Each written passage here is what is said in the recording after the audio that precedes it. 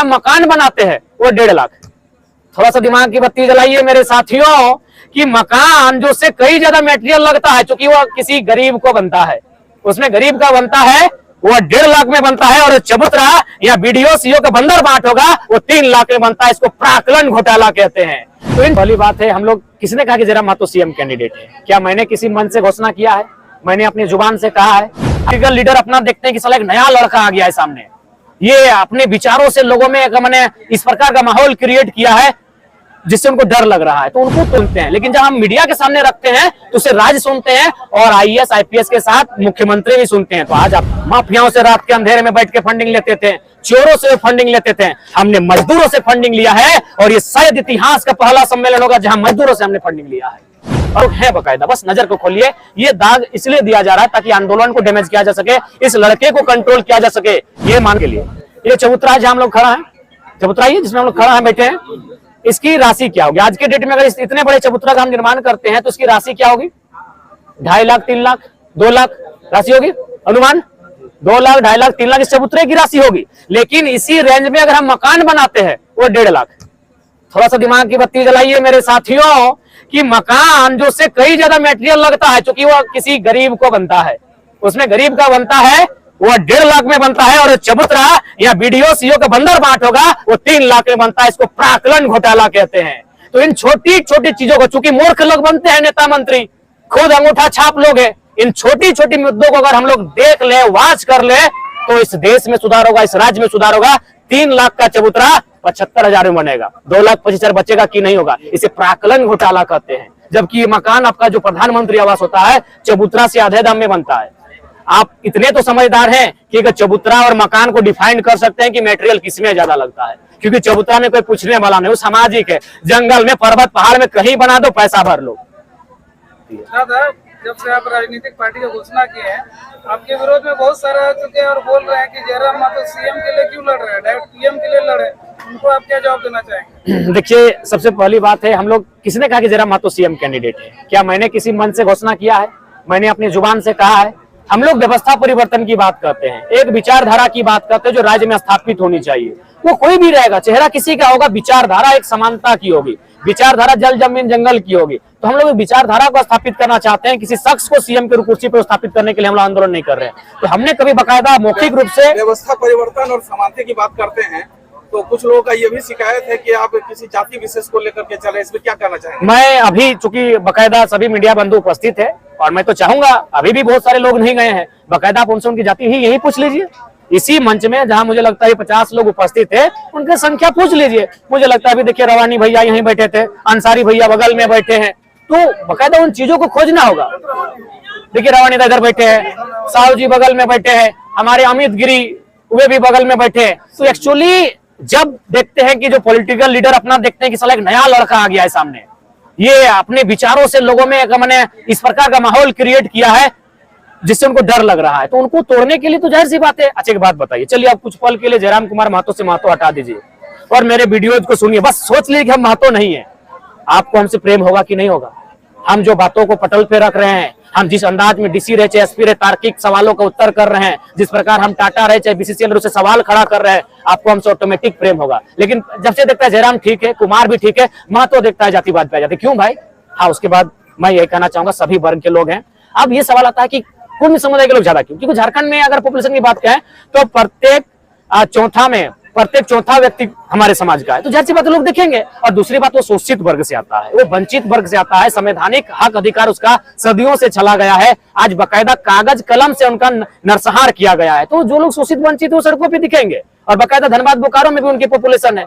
उसके बाद अगर आप नजर दौड़ाएं तो सभी लोग मिलेंगे, यही बगल में देखिए रवानी दा है, अंसारी दा है, गिरी दा है, शाह जी हैं, सभी लोग हैं बकायदा। बस नजर को खोलिए, ये दाग इसलिए दिया जा रहा है ताकि आंदोलन को डैमेज किया जा सके, इस लड़के को कंट्रोल किया जा सके। ये मानना होगा आंदोलन बहुत हुआ है, लेकिन आज जो जन जागरूकता गांव गांव में गई है, एक 6ठी क्लास का बच्चा, देखिए बगल में बच्चा लोग सुन रहा है, छोटा सा बच्चा लोग, ये इससे पहले नहीं हुआ था। आप इतिहास के पन्ने को टटोलिए, तो इसी चीज का उनको डर है। इससे पहले वे कंपनियों से फंडिंग लेते थे, माफियाओं से रात के अंधेरे में बैठ के फंडिंग लेते थे, चोरों से फंडिंग लेते थे, हमने मजदूरों से फंडिंग लिया है। और ये शायद इतिहास का पहला सम्मेलन होगा जहां मजदूरों से हमने फंडिंग लिया है। और अधिकतम फंडिंग 1200 भी आपको बोलना चाहेंगे, अधिकतम फंडिंग 1200 है। वही हमारा लाखों में गया है। और हम लोग तो बाकायदा कुछ लोगों को राशि भी फिर वापस कर दी है कि हमारी जो खर्चा हुई उसको भी हम लोग कुछ दिनों में सार्वजनिक कर देंगे। दादा, आज आप बाघमारा की धरती पे आए हैं। इससे पहले भी आप बाघमारा में आए थे तो यहाँ की इलीगल माइनिंग के बारे में खुल के विरोध करते थे, लेकिन अब ऐसा क्या हुआ कि यहाँ धर्मा बांध के लगभग 1 किलोमीटर के रेडियस में इलीगल माइनिंग चलता है, लेकिन जयराम मातो तो इलीगल माइनिंग पे आवाज नहीं उठाते। देखिए हम ठीक है, मुझे लगता है नहीं, मुझे लगता है अब पब्लिक से बेहतर इलीगल के बारे में बात करना है तो आपको मीडिया प्लेटफॉर्म, क्योंकि जो हम जो भाषण देखे, भाषण और प्रेस कॉन्फ्रेंस ये दोनों अलग विषय है। जब हम भाषण देते हैं तो हमारे गांव के लोग सुनते हैं, लेकिन जब हम मीडिया के सामने रखते हैं तो उसे राज्य सुनते हैं और IAS IPS के साथ मुख्यमंत्री भी सुनते हैं। तो आज आपके माध्यम से बिल्कुल इलीगल माइनिंग है।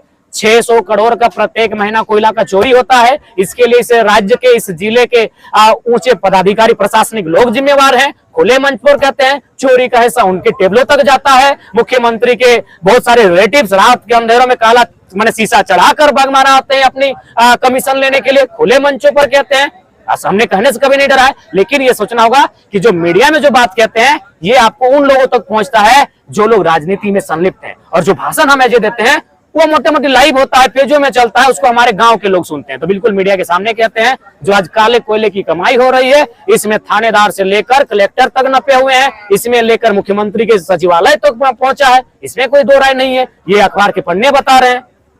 तो लोकसभा चुनाव होने वाला है, विधानसभा चुनाव होने वाला है, तो उसमें कैसे चेहरे देखने मिले? आंदोलन की उपज देखने मिलेंगे या पुराने राजनीतिक चेहरे? नहीं, आंदोलन की उपज ही दिखेंगे। खासकर जिन क्षेत्रों में आंदोलन हुआ है, आंदोलन मुख्यतः धनबाद बोकारो में हुआ है, इसका कुछ हिस्सा गिरिडीह हजारीबाग को छूते हुए रामगढ़ कोल्हान तक पहुंचा है। तो जिन क्षेत्रों में आंदोलन हुआ है आप निश्चित ही रहिए उसमें आंदोलन की उपज चेहरे ही दिखेंगे।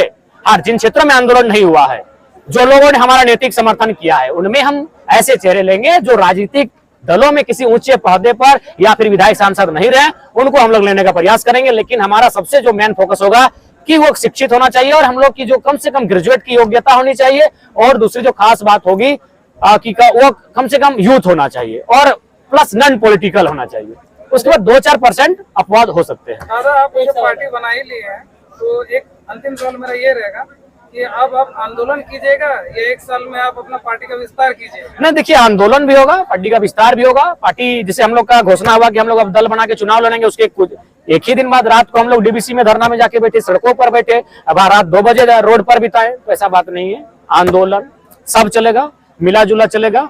लेकिन आज राज्य को जरूरत है एक ऐसी विचारधारा की जो पूंजीवाद के सोच को नियंत्रण कर सके, जो निजी स्वार्थ, निजी संपत्तियां जमा करते हैं उस सोच को मिटा सके, तभी राज्य में बदलाव की गुंजाइश है। और मुझे लगता है गुंजाइश संभव है। मैं एक छोटा उदाहरण आपके माध्यम से एकदम एक ही उदाहरण में क्लियर करते हैं कि आसान है करप्शन मिटाना, उसके बाद आपका कहते हैं कुछ विकास का काम करना, बिल्कुल उनकी नीतियों में छुपा है।